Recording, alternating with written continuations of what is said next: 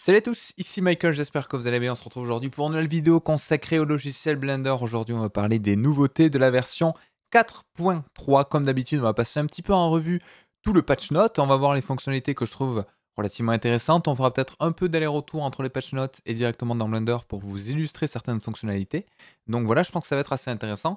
On a déjà fait une passe assez rapide en live sur Twitch lors de mon dernier live, mais bon, c'est toujours intéressant d'avoir une vidéo un petit peu plus récapitulative qui met l'accent sur des choses intéressantes. Alors je mettrai le lien comme d'habitude dans la description si jamais vous voulez vous attaquer au patch notes, si vous voulez télécharger la dernière version de Blender, si vous voulez voir la vidéo récap de Blender, bien évidemment tout sera juste en dessous.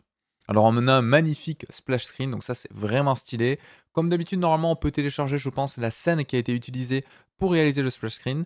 Blender essaie de tendre de plus en plus vers des choses un petit peu stylisées, en mettant en avant le green pencil et tout ça, donc c'est vraiment cool. Et on va voir les fonctionnalités juste ensemble.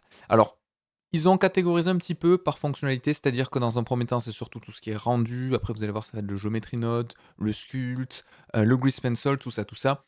Première fonctionnalité ultra intéressante. Je vais zoomer un tout petit peu, comme ça, ce sera beaucoup plus lisible chez vous.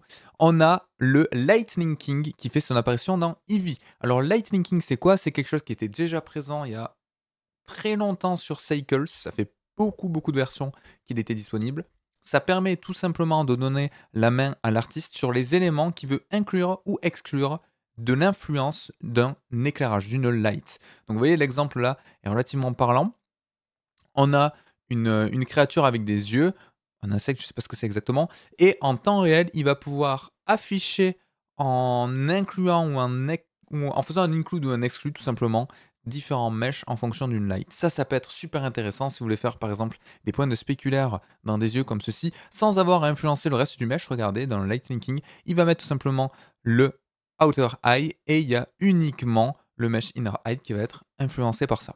Donc ça donne un contrôle total quand vous faites du lighting, quand vous avez plein d'éclairage pour dire ok, là, cette lampe-là, elle va uniquement influencer ce mesh, ce mesh et ce mesh, mais pas celui-là, ou inversement. Donc vous avez les deux logiques qui existent.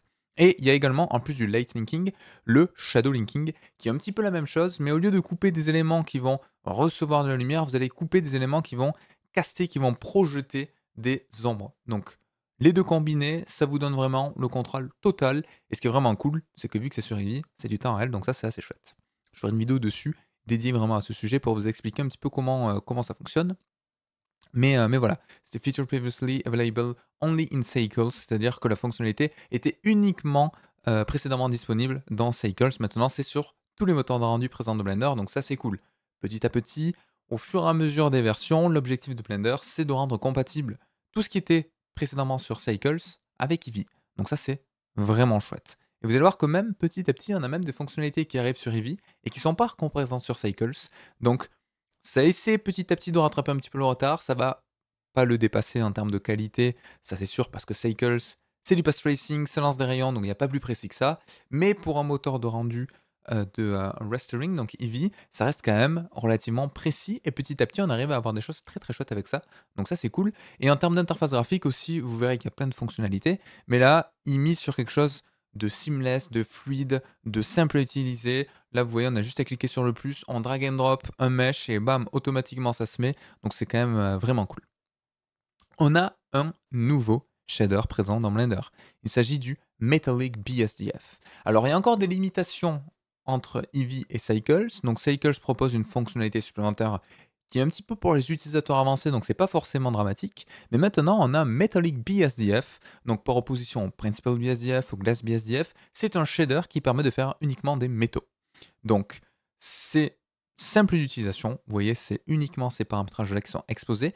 Et l'avantage, c'est quoi? C'est que si j'ouvre par exemple un Blender, hop là, je vais aller juste ici, je vais faire des petites subdivisions, voilà, clic droit, Shade Smooth, je vais aller ici en Preview.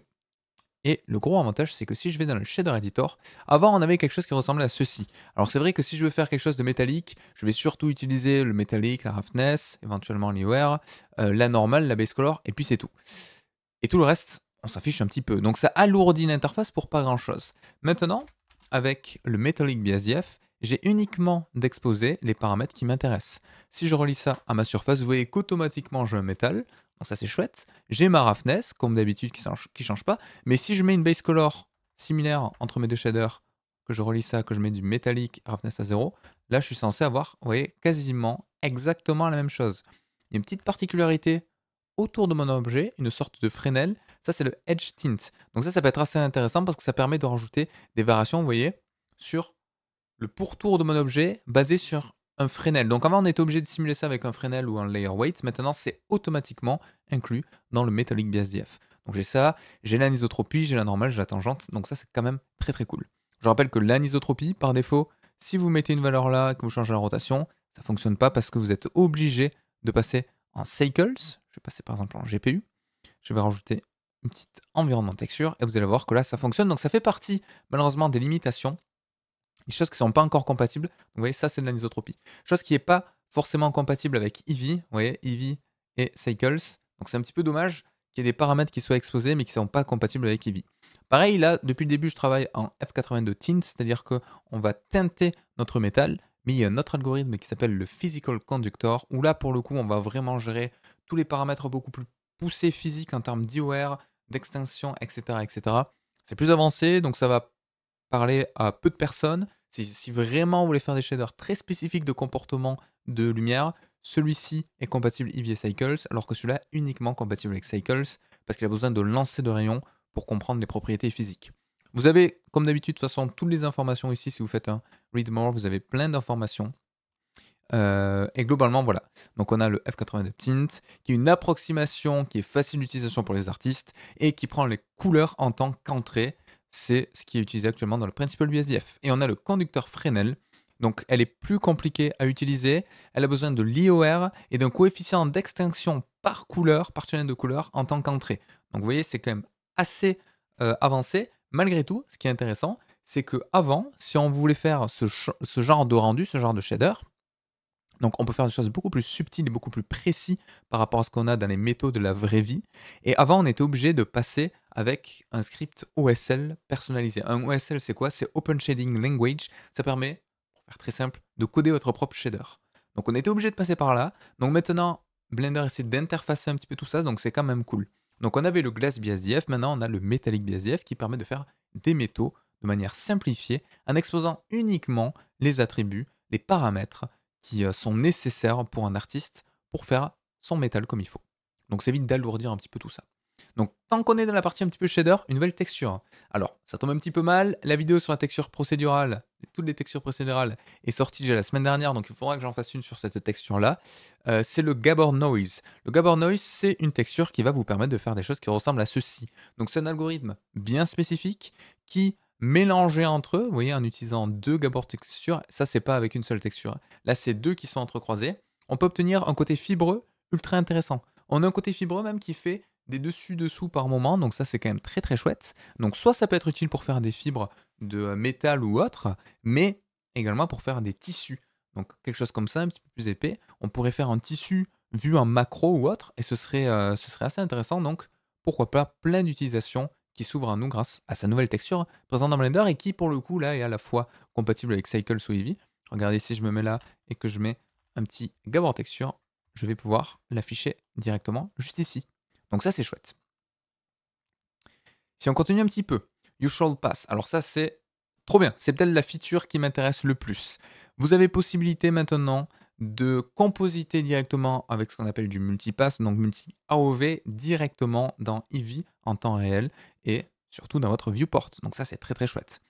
C'est quelque chose qui était beaucoup plus laborieux avec Cycles. Pourquoi? Parce que sur Cycles, pour compiler les informations d'AOV, c'est un petit peu plus compliqué. Il faut souvent faire un rendu pour encapsuler, encoder la valeur et ensuite récupérer après coup toutes ces valeurs d'AOV. Avec Cycles, ce qui est ultra intéressant, avec Eevee, pardon, ce qui est ultra intéressant, c'est que vu que la compilation est quasiment en temps réel, si je prends par exemple, prenons ceci, voilà, glace, je sais plus ce que c'est, mais on va regarder. Si je passe en mode rendu, et si je vais dans Eevee, voilà, magnifique. Alors ça va compiler un petit peu. C'est toujours un petit peu long les compilations de shader avec Eevee, mais l'avantage c'est qu'une fois que c'est fait, globalement, on a du temps réel dans le rendu, donc c'est un petit peu le côté négatif pour avoir quelque chose d'un petit peu plus stylé. Donc voilà, là j'ai mon temps réel.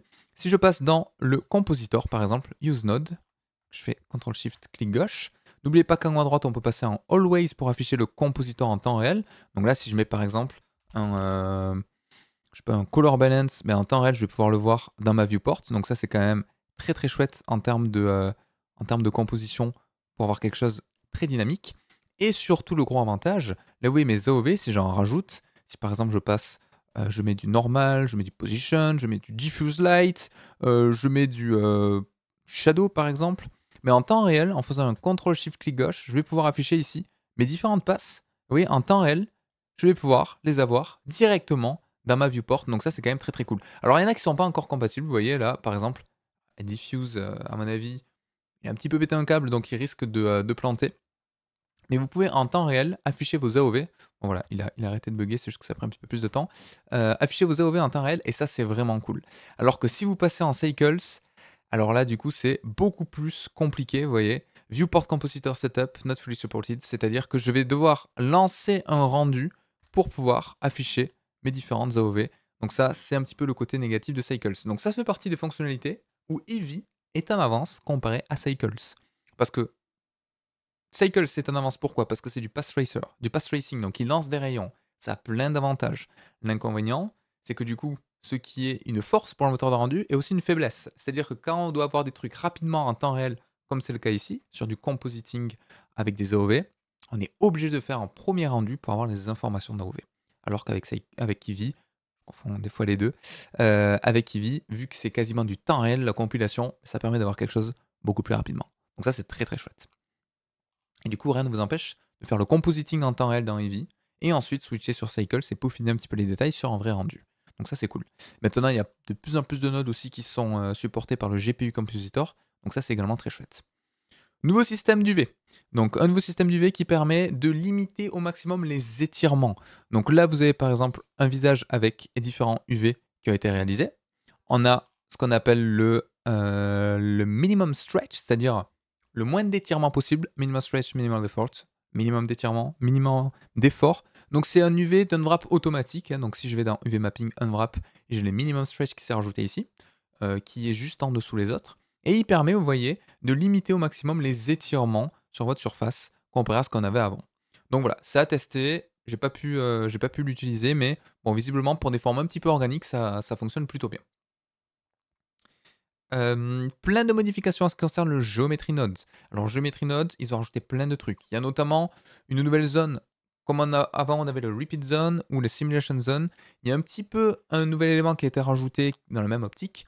Il s'agit du For Each Element. Donc le For Each Element, c'est une boucle qui va passer sur tous les éléments que vous allez sélectionner en entrée. Donc ça permet de faire des boucles un petit peu personnalisées, qui marchent assez bien, donc pour des traitements de masse. Donc ça c'est chouette. Et dans cette continuité également, on a maintenant possibilité d'ajouter des gizmos pour contrôler notre Geometry Node. Donc ça, c'est très très cool. Ça veut dire que on aurait quelque chose de beaucoup plus visuel, là où avant on drivait uniquement les valeurs à la main, donc soit en faisant des glissés, soit en rentrant une valeur manuelle. Là, vous voyez, on a quelque chose qui se rapproche un petit peu de ce qu'on peut faire en rig, hein, où on a des sortes de contrôleurs qui sont des gizmos. Et en temps réel, on va pouvoir déplacer, rajouter des rotations, etc. etc. Donc ça, c'est quand même assez chouette. Ça rajoute un côté beaucoup plus user-friendly quand on fait du Geometry Node. Donc c'est assez cool. Et il y a un système de drag and drop pour afficher en temps réel ceci. Alors je l'ai utilisé. Je vous avoue que pour le moment, c'est pas forcément ultra intuitif. D'ailleurs, ils le mettent. Hein, ils le mettent qu'actuellement, c'est surtout pour les utilisateurs avancés, que bientôt, on pourra l'utiliser partout parce qu'il y a plein de choses qui sont pas forcément compatibles. Mais il y a du potentiel. Donc ça, c'est cool. On peut également maintenant nommer. Donc on peut nommer les géométries avec un set Geometry Name Node. Donc avant, souvenez-vous, pour ceux qui font pas mal de Geometry Node, tout ce qui est Spreadsheet Editor pour voir les valeurs des différents éléments de votre scène, ben, c'est assez laborieux parce qu'ils mettaient des index, alors soit des index aléatoires, soit des trucs un petit peu farfelus. Maintenant, vous allez pouvoir nommer directement votre géométrie, donc c'est quand même très très bien. Et automatiquement, du coup là vous voyez, il a nommé la géométrie Forest. Donc ici, dans Géométrie, vous allez avoir Forest qui apparaît. Donc ça peut paraître anodin, mais c'est une grande avancée en termes d'organisation, donc ça c'est cool. Et le Grease Pencil, alors je passe un petit peu plus rapidement dessus parce que c'est pas forcément mon domaine d'expertise, mais Geometry Node et Grease Pencil, ça commence à se fusionner petit à petit. Il y a de plus en plus de choses qui sont compatibles entre ces deux modules, donc ça c'est vraiment chouette. Et on a des choses magnifiques qui se font. J'adore, il me tente vraiment de voir ça. Ou en temps réel, vous voyez, sur la frame, il va venir peindre un petit peu les éclaboussures, et c'est juste fou.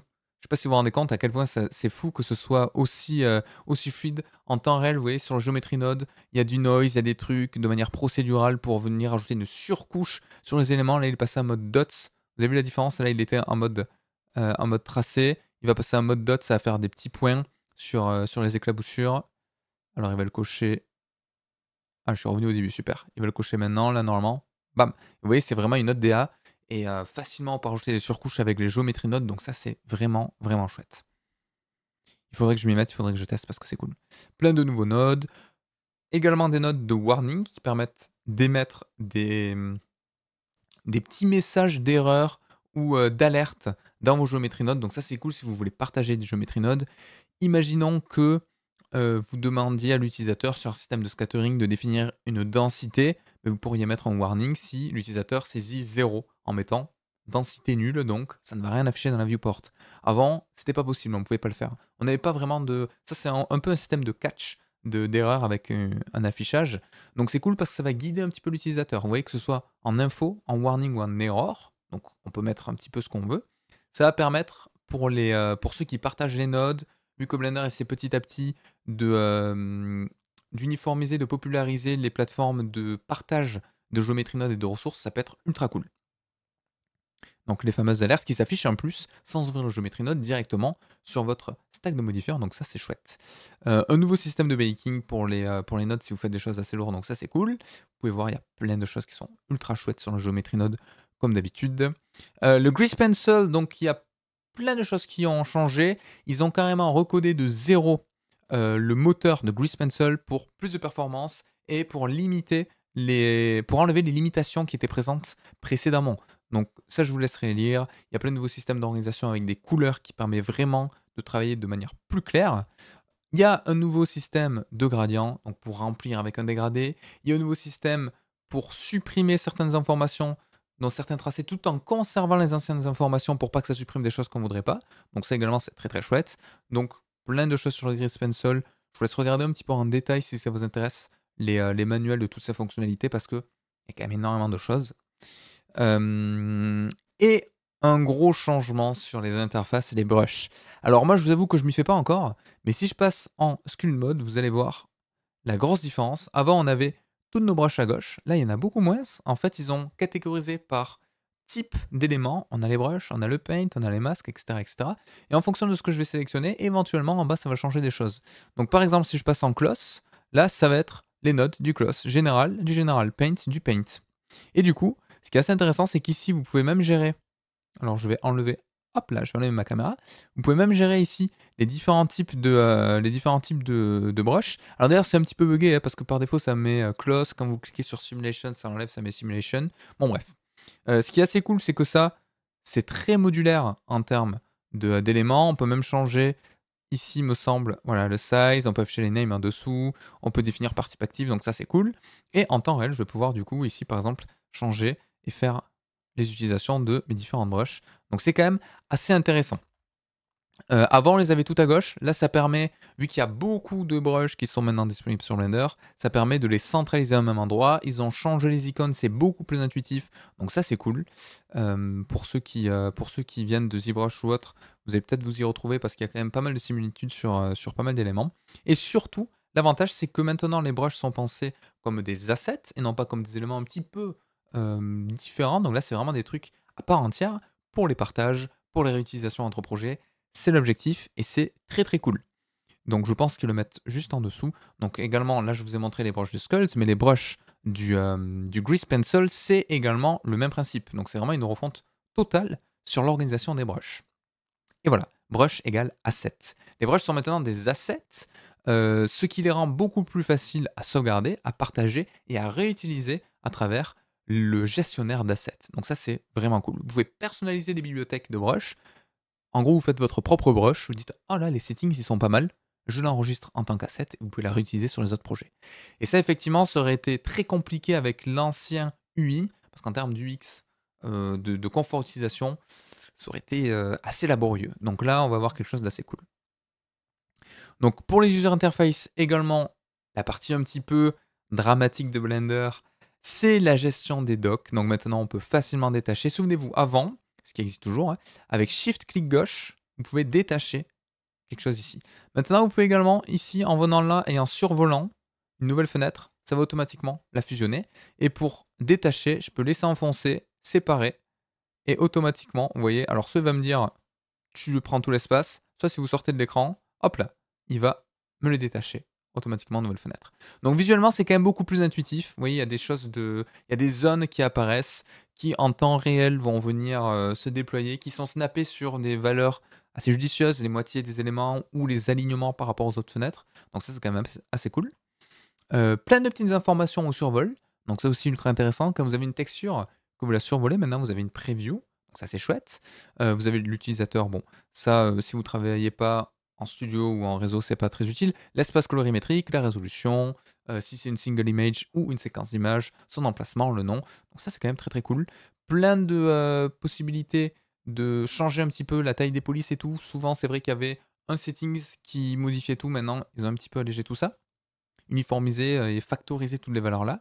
Il y a une nouvelle option, alors celle-là je ne l'ai pas trouvée, il faut que je creuse parce que c'est assez intéressant je trouve pour les tutos, qui permettent de mettre en surbrillance la zone qui est survolée. Donc ça pour les vidéos ça va être ultra intéressant parce qu'en un seul coup d'œil vous allez voir où est le curseur si jamais vous faites quelque chose en même temps, si vous suivez le tuto en parallèle et que vous revenez, vous ne savez pas exactement où vous en êtes. Mais ça va permettre de changer un petit peu tout ça. Plein de modifications sur les UI, donc ça c'est cool. Et également le Video Sequencer Editor, le VSE, qui commence à être vraiment intéressant. Donc un nouveau système de découpe qui a été amélioré, qui a été mis en place dans cette version de Blender. Donc ça c'est vraiment chouette. On peut même changer un petit peu en temps réel l'emplacement. Ce qui est cool, c'est qu'on a une preview. En plus, à chaque fois, là, vous allez voir, hop là, il fait un petit décalage. On voit les previews des frames et en temps réel, on garde le timing. On vient juste faire un déplacement à l'intérieur du crop. Donc ça, c'est vraiment chouette.